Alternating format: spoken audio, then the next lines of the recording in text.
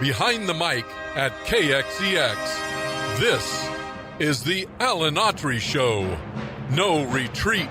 And so, my fellow Americans, ask not what your country can do for you. Ask what you can do for your country. Mr. Gorbachev, tear down this wall. What the hell's going on out here? Everybody grabbing out there. Nobody. That the only thing we have to fear is fear itself. Today, I consider myself the luckiest man on the face of the earth. I'm not fearing any man. Mine eyes have seen the glory of the coming of the Lord. So, 5 seconds left in the game. Do you believe in miracles? Yes! Unbelievable. Free at last. Free at last. Thanks almighty.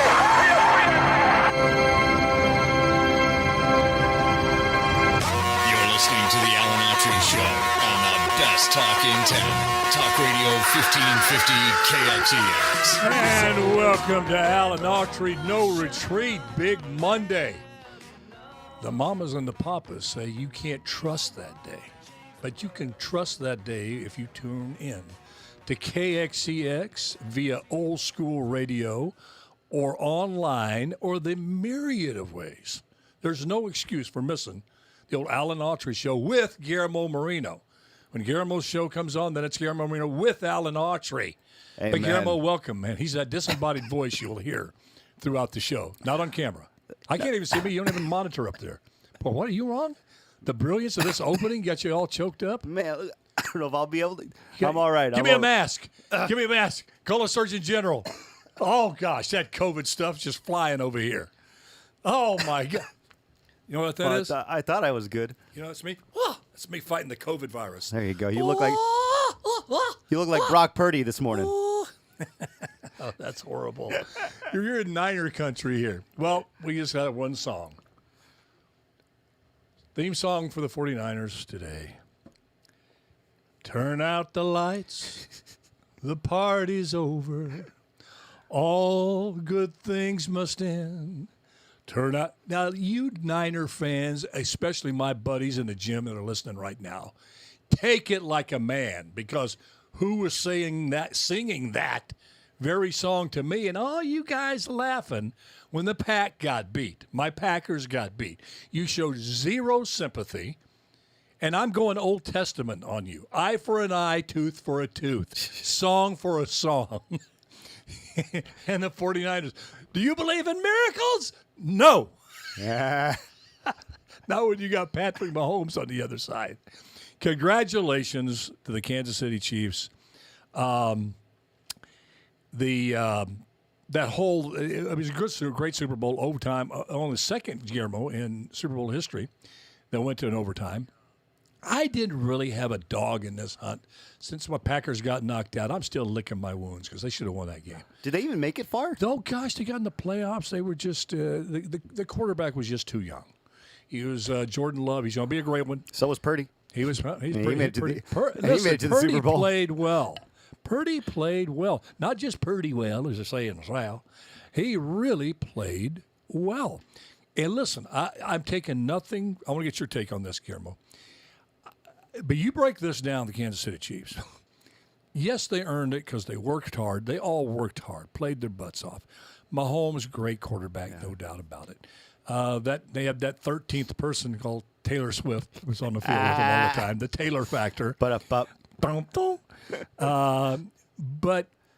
when you break it down, you had one of the most prolific offenses in the NFL, the 49ers, and the team that Mahomes was up against, and the Chiefs. And prior to that, the second or first, they were like 1 or 2, I believe, the Baltimore Ravens, prolific offense led by Lamar Jackson.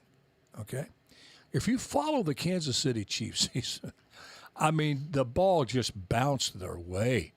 You talk about destiny. But they give Mahomes the MVP, as he rightfully should. The kid's just a great quarterback. I love him on and off the field. Good Christian kid, and says the right things, and what a role model. Way to go. I hope he continues to do well. But I'm also a pragmatist, and I play that position, and I know a little bit about football. Well, I guess I didn't know a lot. The NFL defenses made an actor out of me in a hurry when I was playing quarterback. But I read a script better than I do a double zone defense, which is obvious. But you look at the Chiefs. Do you realize that they scored, Guillermo, a grand total of 36 points in the AFC playoff game and the Super Bowl? That is a measly 18 points a game that they scored and won both games. They won both games. 18 points in today's NFL when you can't touch the quarterback. You breathe on him, it's roughing the passer. You can't touch a receiver downfield. You can't even land on a quarterback hard. I mean, when you throw him down, if you throw him down hard, you throw him down too far. Unnecessary roughness. Unnecessary roughness. What is that? It used to be personal foul, something, but you get it and you sling a guy down, a quarterback down. So you only get 18 points average per game. You win the AFC playoff and you win the Super Bowl. What am I trying to say is the real MVPs of not only the Super Bowl and the AFC playoff, but the entire season was the Kansas City defense. The Kansas City defense won those two games. And I think Pat Mahomes would be the first one to tell you.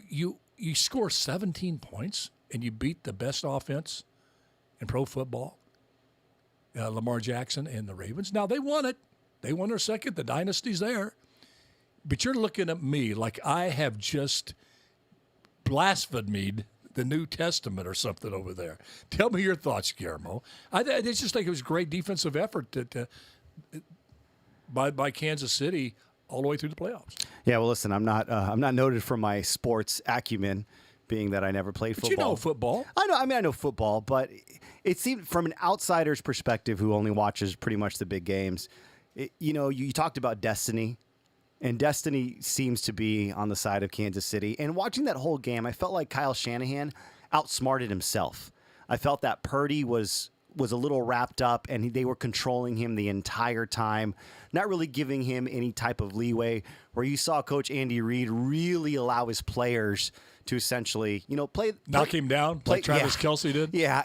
Come on, roughing the coach. No kidding. Where was that was elder abuse, man. Did you see Kelce come running over there and block it? I did see They're lucky that. They won. He would have lost a lot of popularity with that thing. Yeah. If Reid would have hit the ground, I'm telling you. Go ahead. Yeah, no, you're right. Absolutely. But, I think it was, for my purposes, I think it was a well-produced game. Mm-hmm. First one in Vegas. Didn't get overly political. I like the pivot that the NFL has made back to Middle America. I do, too. Really enjoy. And did you notice all of the broadcasters? They had the flag lapel pins. Yes. So I think it was these moments where, I don't want to say we're beyond the BLM, that kind of, but we are, and the NFL is very happy that we are all past that. Yeah, they feel safer now to do it. Oh, for sure. That's the point. They're spineless. Let's face it. Goodell and they are spineless, which even more to your point proves your point. For them to feel safe enough to do that, trust me, they've done every poll imaginable. They got gazillions of dollars. And they've done these polls, and they've done a big poll after poll with the African-American community on defunding the police and this and that. And they're mirroring what the political polls are are showing. That the African-American community, of which they have catered to after the George Floyd, it's an awful incident, poured a lot of money into nonprofits. Unfortunately, many of them just took advantage of that money, like BLM, and bought mansions and stuff like that. But there were some good organizations that the money went to. But you're seeing the African-American community, people speaking up that never spoke up before but have always felt this way. Look, don't defund the police. We want more police.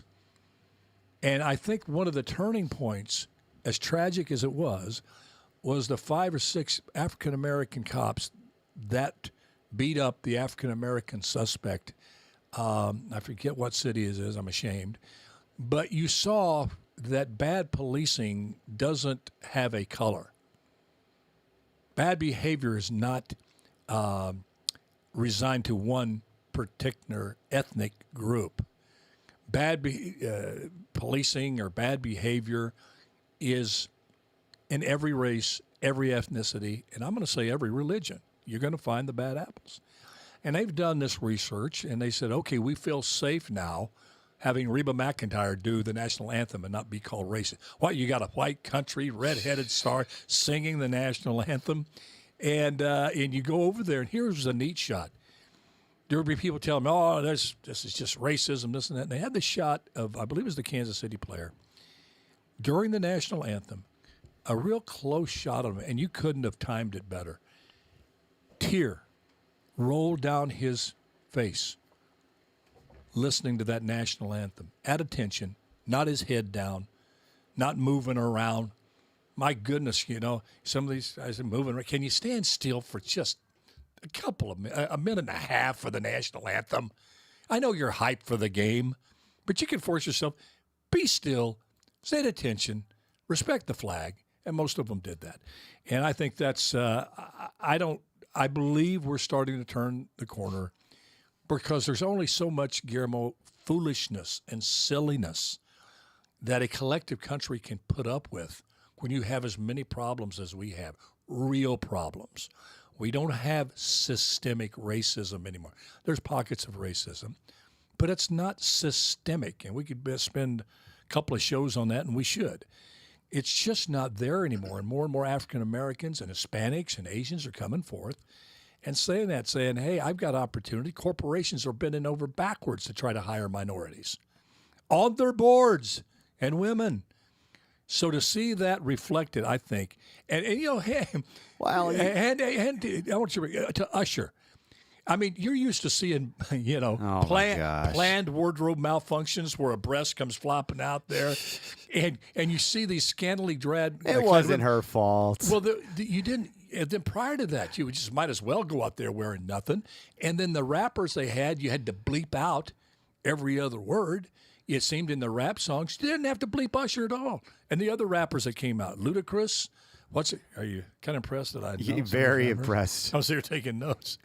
But they had old Ludacris and I call him even old. coming out of my mouth, that sounds funny, doesn't it? To look at me, this big old 71-year-old redneck, and he could actually say the word. Yeah, did you see Ludacris? You Google. A great show. Do you know who Ludacris is? He's a rapper. Hey, I can rap. Oh, shit. Do you realize? No, I can rap. In fact, southern mountain people, of which my lineage came from, don't even. They wrote the original rap song. They did. I'm not hearing. Let me hear it. So I won't. Yeah, no. I won't do it. I'll say one of these days. All right, you email in, and if you want me to sing a few bars of the first rap song, the origination of rap, the genesis of rap, did not start in Watts. It didn't start in New York City. It started in the mountains of the Ozarks and Tennessee mountains. And we're trying to grow our audience, Alan. Not lose listeners. Hey, we have a diverse audience. Yes. Listen. And by the way, how we're going to expand it into the woke world. Because I've done a lot of thinking about this. And we'll get on to our next subject. A lot of stuff to talk about, including Trump's latest little talk about Nikki Haley's husband. Where did that come from? And also the allies, NATO. I want to get your take on this. But, this whole woke movement to be referred to as your pronoun, if you desire. I'm going to give up the battle on that. And I was thinking about it the other day. My only problem with it is it didn't go far enough. If you're going to re-grammatize gender, you got to go all the way. You can't just do it pronouns. You got to have your verb that you identify with, your adjective, your adverb. So today I'm feeling like an adjective, and I would like you to refer to me in the show as enchanting. So when you refer to me, it's no longer Alan, it's enchanting. So if you want to know enchanting's feelings on the Middle East, please refer to me. Tomorrow, I'm leaning towards feeling more like, on Tuesdays, I feel more like a verb. And I would like you to refer to my chosen verb as fetch. Like, go fetch it. So you got that? Enchanting is my adjective. For Mondays. And then fetch. And I'm working on my adverb. I'm kind of feeling like tomorrow. Just be referred to as tomorrow. That's a good adverb. Tomorrow. Or like the Procrastinators Fight song. Yeah. Or their slogan. Procrastinators unite tomorrow. So you got that? Got it. What is my adjective today? Enchanted or enchanting? Enchanting. It's an adjective. Gosh. Enchanted means state. And then I'm working on my noun. I either want to be referred to as truck or sales clerk. So I'm kind of torn between those two. I'll let you know what nouns. Then we got it covered: pronoun, verb, adverb, adjective, and the noun. This has really been bothering you, has it? No, I'm giving it. I'm buying in. You're all in. I'm all in. It's kind of nice. You get tired of Alan, Carlos, Bubba. What's Bubba? Call me Enchanted. Enchanting. See, you got me confused about my own name. Enchanting. Okay. Are we going to take a break? Well, we can. I just wanted to, one last thing on the Super Bowl. Yes. I know you wanted to move on, but I don't care. So one of the things that I really enjoy. We had to get to these other subjects. Oh, but they're so heavy.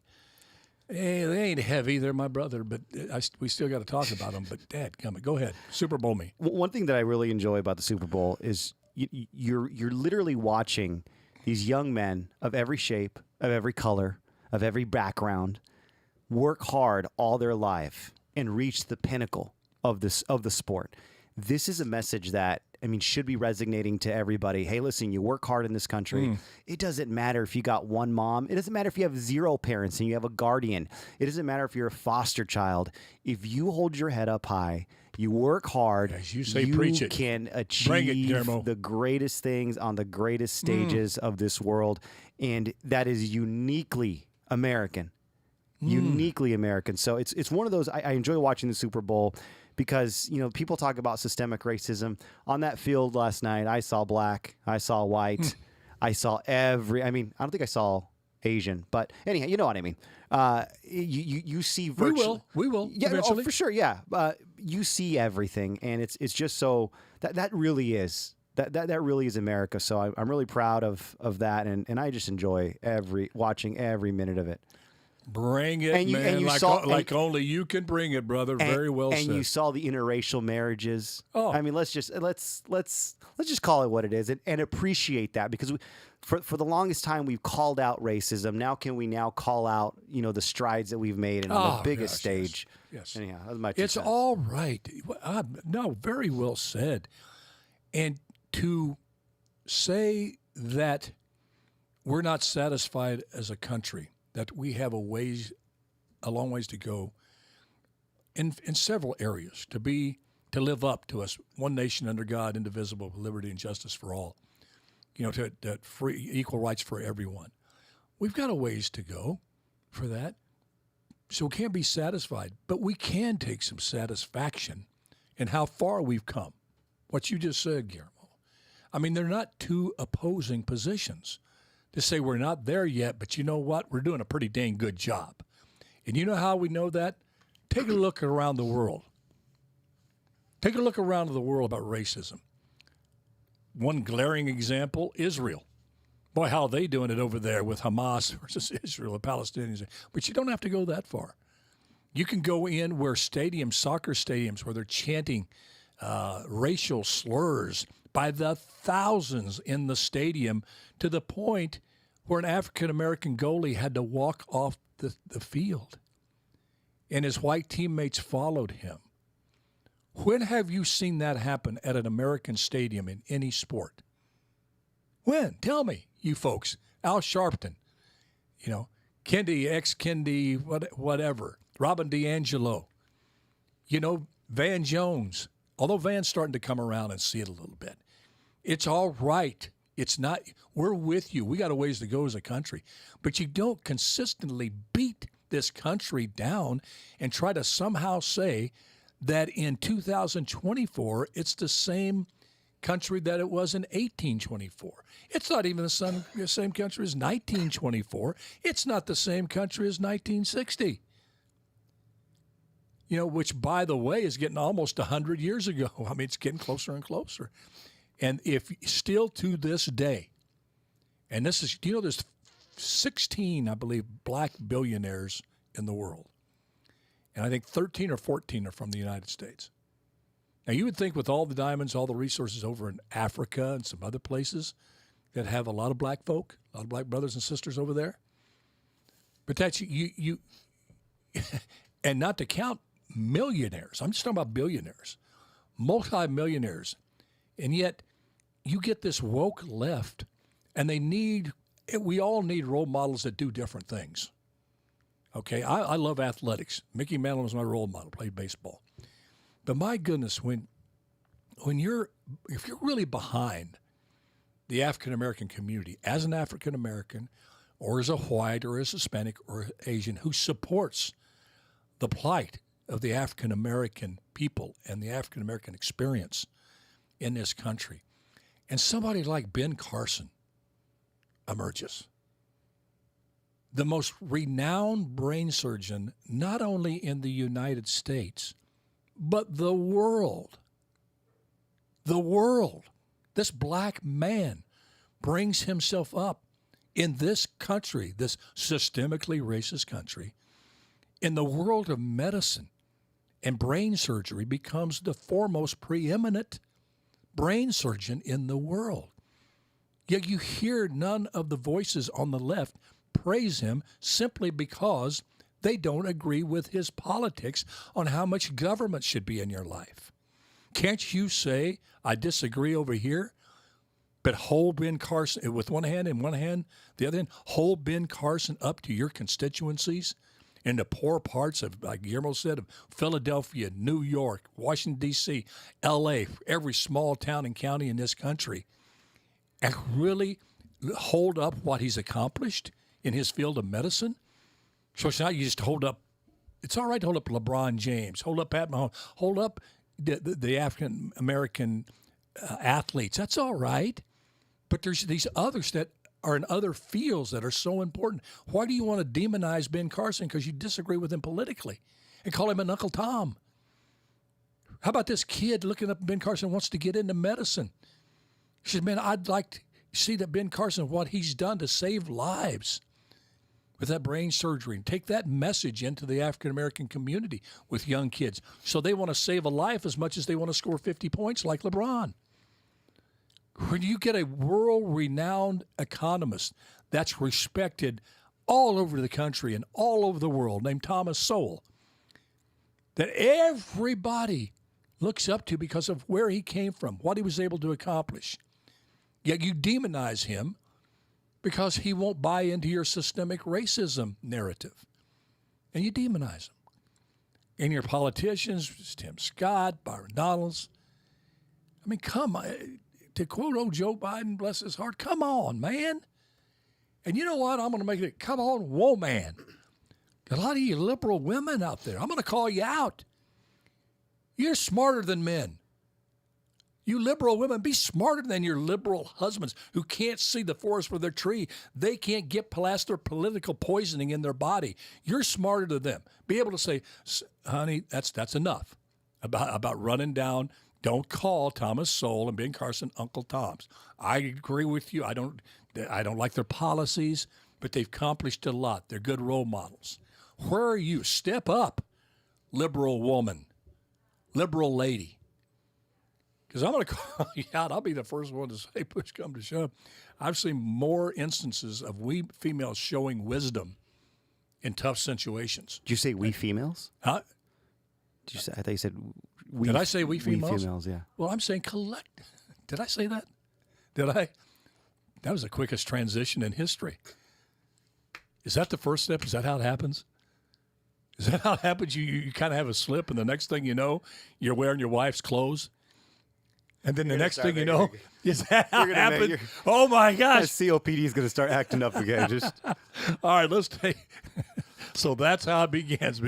Folks, you get my message. I don't want to end an important note on that, but thank you for pointing that out, we females.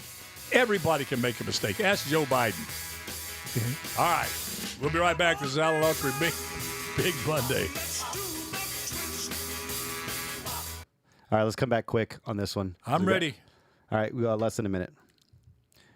I don't see the time. You don't have the time. Oh, you know what? I do. I just Can when I start clicking around. How much time we got left? 25 minutes. Oh, we got enough to really stir a bunch of stuff up and make sure we put the final nail in our radio coffin. Yeah. What's next? Okay, where do I begin here? All right, we got to. We need to talk about. We got to talk about Trump's NATO comments. Okay. Joe Biden's faux pas, and is that his speech where he confused the president of Egypt, the president of Mexico, and not in a to make fun of way, but there were so many mistakes made in such a short period of time. See, you're pulling my leg. I know you know that. See, I'm starting to figure out after a couple of years on the air here. Okay, we had a. I said on the show, I think it was Wednesday, we had a few days off. Sorry, sometimes we hit streaks there where we have to have things we get caught up on because we do have lives other than this show, although we love this better than anything. True. Except shopping with our wives. True. It's just by far the number one thing we enjoy doing. Oh, it's so tiring for them. The wives, it really is. They go shopping. I get exhausted. Take the credit card out, put the credit card back, take the credit card out, credit card back. They get so exhausting after hours of that. Okay, let's take Trump's comments first about if NATO doesn't pay their way, I don't give a Putin can do whatever the hell he wants to them. I said on this show last week that this was Trump's election to lose. I said that even knowing that the man could, although the Charles will probably be pushed back past the election, but they may not, that he could be at prison and still win because the people see through this persecution of him masquerading as a legitimate prosecution, just trumped up charges, no pun intended. But I said he is a lot of time between now and that election for his mouth to just chip away at a lead, because he's got a 4 or 5 point lead. Your mouth can at least be responsible, and this is true in anything, local, state, federal level, just about anything where you're in a leadership position and people are picking whether they want you or not to lead them.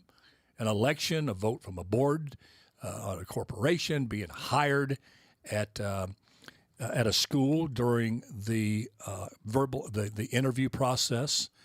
Your mouth can either increase or decrease your probability or possibility of either getting that job or winning that election. And he just does not have the room to go around, and I agree with him. NATO needs to pay their way. They have not paid their way. There is 100 ways to come across as John Wayne, Ronald Reagan tough when asked that question if NATO doesn't pay. There was 110 rather than going Vince McMahon, WWE, and saying, well, you got to pay your bills. I got Guillermo in here. Got to pay your bills. Yeah, you do. Well, what if they do? Well, Putin can do whatever the hell he wants to with them. I think he will get past this. People say that's hyperbole. He said a lot of stuff before he was elected, and look what he did when he was elected. He didn't start World War III. He was a diplomat. I do like the fact that somewhere along the line, there needs to be a defrosting of relations between Russia and China. I've always said this war in Ukraine is senseless. we'll go over where I've been right. Not out of, hey, yay, me. I just had a little common sense I was raised with. I called this war the way it was going to turn out almost 2 years ago. Right, each event, anybody with common sense knew that you're not going to take Crimea back. You're not going to take the Donetsk, Luhansk region back, which is primarily Russian. You're going to have to give that to Russia, okay? Then you call a truce. You'd get the world community, even China, pushing on Russia to have some kind of deal that recognizes that. Then you go to work to building up your military in Ukraine. You start building it up, and building your case to join NATO. Because, like Ricky Ricardo said to Lucy, Zelensky shut down the media, postponed the election, which has never been done in a free country. He's gotten rid of a lot of folks in his cabinet for absolutely no reason other than criticizing him. I mean, Ricky, he said to Lucy, you got a lot of explaining to do. Zelensky's going to have a lot. I was wondering where you were going with that. Well, he's going to have a lot of explaining to do because he just fired probably a guy even more popular than this fella, Valery Zaluzny. It'd be like, I don't know, Beyonce firing, well, not even Beyonce. He's not even that popular now. It would be like Wayne Newton firing Taylor Swift. You're not furthering your popularity with the people. You're losing the people. And maybe because the popularity of this guy was bigger than yours is why you let him go. And that's why you can't personalize it, this stuff. And there was a guest on the show on just coming in as we were leaving the other day. You weren't here. You had wrapped it up and had to go. And I forget his name, but he's a well-thought-of gentleman, very versed on the Middle East, very strong man of God. He'd listened to our show and me saying that Zelensky was taking this stuff personal, and that could be his downfall. When you personalize these things, Putin doesn't personalize it. And he said to me as he walking out, he goes, Alan, I heard you say that Zelensky's personalizing this war in Ukraine. He goes, do you know they've tried to kill him 20 times? It is personal. And I told him, I understand that. But you can't take it personal. That's how they do things in Eastern Europe. That's just how they do things. Putin knows every day there's plots to kill him. But he puts Mother Russia over that. And Zelensky, I don't question his loyalty to Mother Ukraine, but you can't personalize it. Once you personalize it, why? Then emotion enters the narrative and enters you. And you don't win wars being fueled by emotion. You win wars by being fueled by a calm, calculating mind based in reality. And that's Putin. And this fellow Zelensky, I admire him, could get overmatched. Going from comedian to a wartime president in Eastern Europe was too much of a leap. What's your thoughts, Gabriel? Well, I want to go back to what. How do we start? We got Trump. We got two things on the deal. Let me do the Trump thing. Yeah, do the Trump thing. Yeah, because I'm over Ukraine. So let me. I'm over Ukraine. So are a lot of politicians. Yeah, so there's my Ukrainian response. So what Trump said was, this was at a rally, right? It was at a campaign stop. And he was recalling a conversation with the president of a very big country. He said, well, sir, if we don't pay and we're attacked by Russia, will you protect us? So he's saying that a leader of a very large country said, well, sir, if we don't pay and we're attacked by Russia, will you protect us? Trump quoted the unnamed leader as saying, I said, you didn't pay. You're delinquent. And the president, whoever this was, it's probably Mark Cohn, said, yes, let's just say that happened. Now, no, I would not protect you. In fact, I would encourage them to do whatever the hell they want. You got to pay. So he. What was the key word there? Encourage. He could have said it. That's why you got to hang on every word. He could have said, "Hey, he can do whatever the hell he wants." Where it got him in trouble, he said, "I would encourage him." Hey, you didn't pay your bills. Hey, Vladimir, I really think you ought to invade Poland right now. Yeah, they didn't pay their bills. Yeah, go after them. That's encouraging, saying, hey, we're not going to come running to your rescue. That's where he gets in trouble. He doesn't think about these words he uses. Well, I don't think he's in trouble. How many of these can you? It's Trump. He can. So I don't have a problem with what he said because let's be real here. He's discussing an honest conversation he had, right, with NATO leaders. And remember when Trump was there with NATO leaders and he was sitting down and he had his arms across his chest and he had Shinzo Abe next to him and Angela Merkel was hanging over him. Francois Mitterrand was there too, wasn't he? Who? Mitterrand from France. That's a Joe Biden joke. He's been dead for 20 years. Go ahead. No, he was not there. But, Trump went into NATO and he pretty much said, hey, listen, the United States isn't going to be here for everybody. And we're not going to continue to be carrying this weight. Agree. You pay your fair share or who knows what'll happen. And I think that was his way. No, that was his way. No, he did not say that. I wish he would have said that. That was his way. You don't know what? No, you should advise him. No, he's got to start choosing his words better. What you just said is exactly what he should have said. I'm okay with what he said. Who knows what's going to happen? Plenty. Then that would have said. Then he's got himself covered. Sometimes he's brilliant. And sometimes he's dumber than a doornail. Well, no, I think I'm not going to be one of these blind Trump. I support his policies. I'm voting for him. But he can be don't defend the indefensible. I'm not. That is a dumb as doornail. I'm going to use this word. Stupid statement that gets him nowhere. I'm okay with it. Well, I'm okay with it because let's look at the facts. You would encourage Donald Trump. You would encourage somebody to attack Europe because they didn't pay their bills. Well, you could say, I don't know what's going to happen. You're on your own. You're on your own. That's fine. That's rough enough. Saying, hey, don't expect us to run over there and get our troops in danger. And by the way, we got a $34 trillion deficit here. The titty's going dry over here in America. Okay. So I don't mind something like that.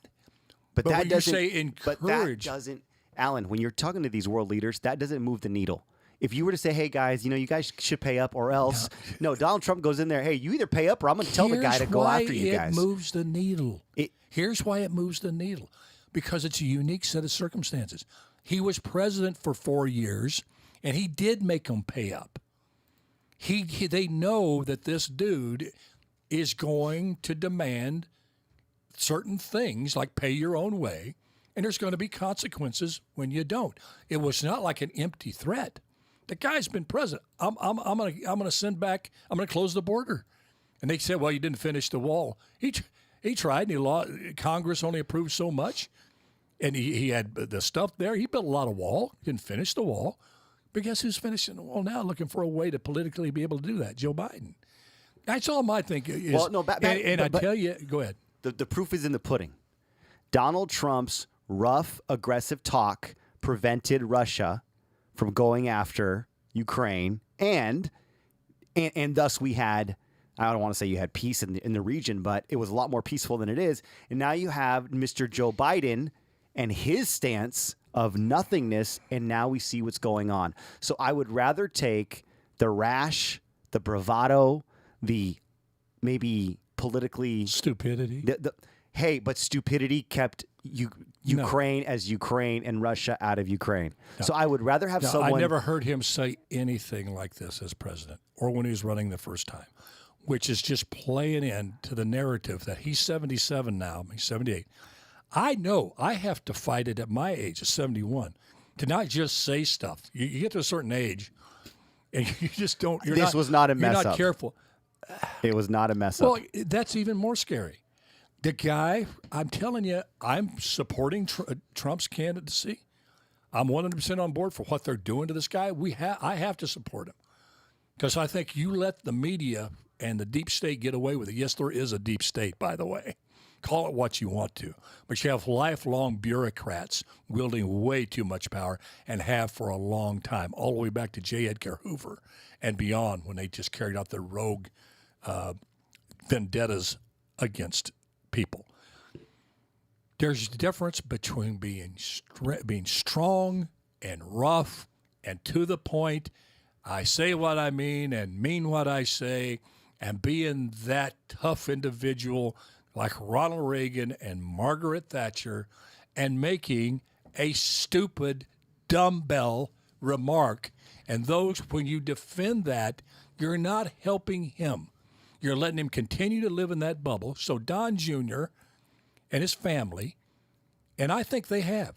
I really do think they have. After that, and you follow it up, let's go to the next one, with, I can't even believe I'm talking about that this guy, you're talking about trying to lose election. Why in the world, Donald, Mr. President, call him Donald because I worked with him for 9 months out here in Fresno. Why are you bringing up Nikki Haley's husband, who's overseas in the military fighting for us? Why do you feel compelled to say, and where's her husband? Where is he? What gremlin inside your cerebellum triggered that remark? What? Explain that one to me, Guillermo, in the same freaking speech. I mean, I'm getting frustrated. Like George Bush would not respond to anything. I supported Bush, and I became very good friends. Spent 45 minutes alone with him out here. He told me to jump in the limo with him when he visited Nuba. Support him in the Iraq War. Our supporters were out there getting grilled publicly because we would comment on it. Or ask comment. We did, and we pushed back when we fight in the good battle of debate. What was George Bush doing? You talk about staying in a bunker and not saying anything. He would not, when they called him a baby killer, he didn't even come out and said, I'm not a baby killer. His philosophy was don't say zip to the media. And you had Trump come in and take a wrecking ball to him with the fake news. Way to go. Should have happened a long time ago because that was so frustrating to see a president that you're wanting to get out and speak and take on this unfair, cruel attacks, more cruel than anything that Trump's ever done. They ruined people. People they didn't like, they completely destroyed them. Their reputations, collectively as a liberal media. Everybody was scared to death to fight back. He wasn't. So he gets a lot of, I think, for taking that wrecking ball, taking on, he sacrificed a lot. He may go to prison for it. But at least we're starting to come back to the middle and not letting the press run this country and intimidate candidates. But you don't say, where's your husband? There's no crying in politics. Hey, come on. All right, no crying in politics. Listen. Tell me what could he possibly have gained from asking where Nikki Haley's husband was? That they don't have a good marriage? Oh, that's real classy. That what? He's out there hiding on the front lines? That he's some kind of liability? That he's going to come home with a bullet wound, but it's going to be in his butt? What are you trying to say about the guy? And either one, are you on Desperate Housewives of D.C., putting down somebody's spouse? That's what they do. Where did it come from? Where did this come from? Alan. As a Trump supporter. Politics. No, that's right. No, that's not politics. Is sport. That is dumb as a doornail, number 2. So in one speech, you say a bunch of good stuff policy-wise for this country. Get the media grabs, and rightfully so. You don't stand up and say, Guillermo, I get you. I look at you and go, whoa, where's your, very derogatorily, where's your wife? Or you look at me, where's Kim? Where's your wife? That's, why?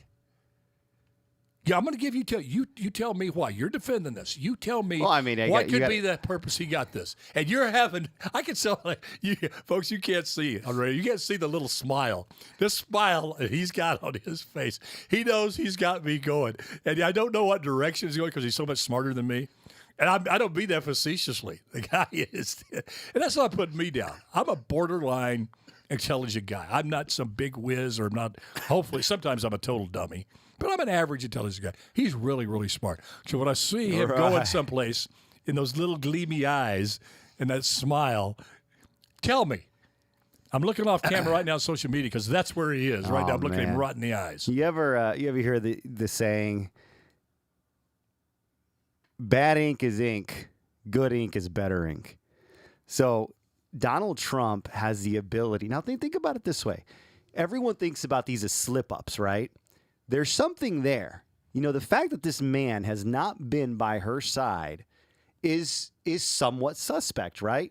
No one is going to make it. No one is going to make this an issue. Go there. No, I'm just saying, isn't it kind of ironic? I mean, I don't think I've ever seen the man. Can I have a? I don't think I've ever seen him with her on a. And I'm not saying that their marriage is, and yeah, he's serving our country, but I don't think anything is off limits. Come on, everybody, listen, hold on, wait. Everyone has bashed Donald Trump's family. Everyone, they have bashed Melania. He didn't to the 10th degree. I never heard from the guy, from Nikki Haley's husband. Maybe he's a big Trump supporter.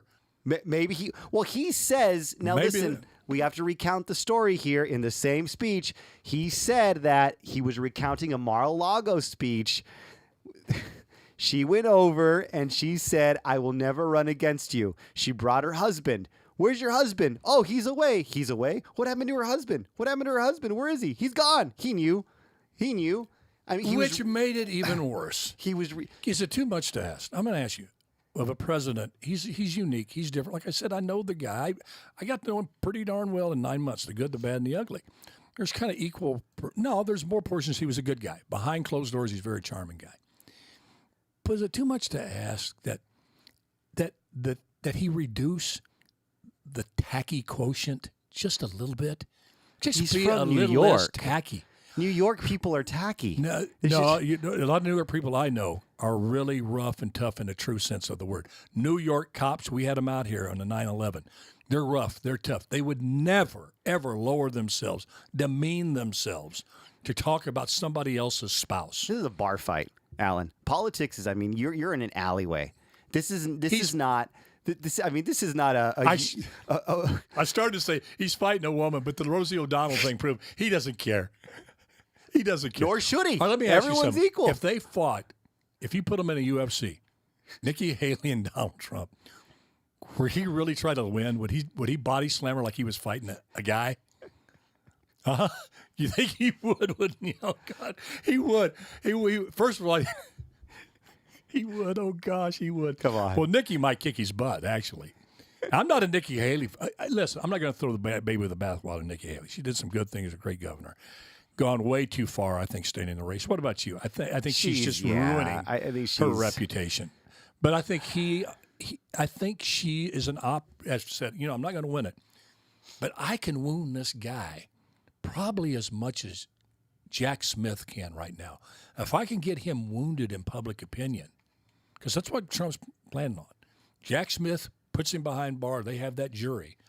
If I can get him to really mess up and just say stupid, crazy things that makes people think twice, this guy could go away. He could get convicted.